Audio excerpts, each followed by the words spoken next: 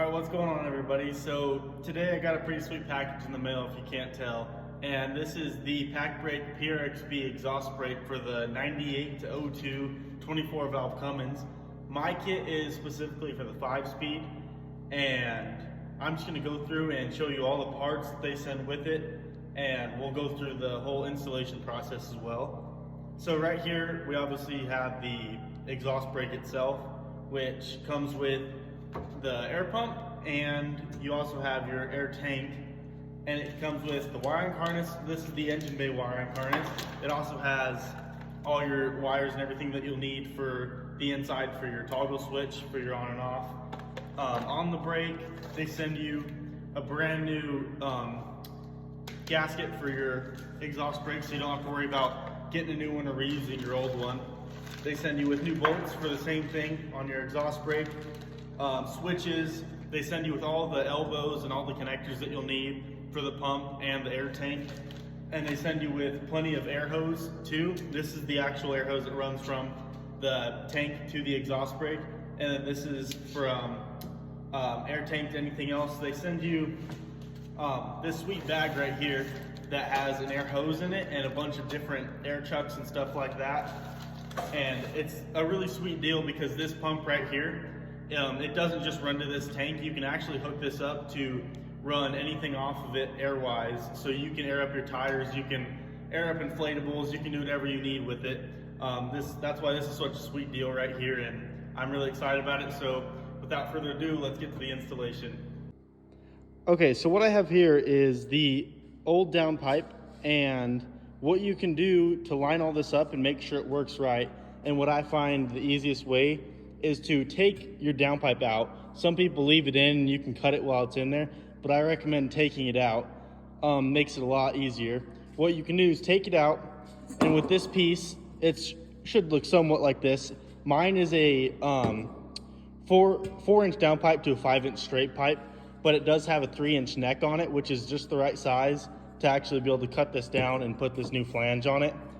And to do that and make sure you're lining it up right is put this piece back on, and you can take your old exhaust flange that looks just like this, and you'll actually bolt that back on to your downpipe, and then take your Pacbrake and you can line it up directly with your downpipe, and you can put this clamp on the end with this flange on that, and you can line all this up and you can get that just right. So you can mark it, cut it with an angle grinder, chop saw, whatever works for you, and then dry fit it in there, test fit, make sure it's all right.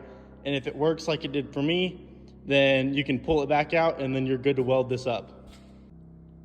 Okay, so the exhaust brake is now back in there with the downpipe that I just got welded up. That V-band's tight, and that's a 7/16, and then all 5 of these 12.5/16 bolts are tightened down with that new gasket in there. I got the air compressor down in here with the battery strapped down on top of it, and now we're going to move on to doing the wiring harness. Okay, so the big thing now is pulling this plug out of the number 20 spot on the ECM 50 wire connector, and we're going to slide in this new piece right here, if it'll focus on that. We're going to slide that down in that number 20 slot, which, if you can't tell, there's this little orange piece sticking out of the top right.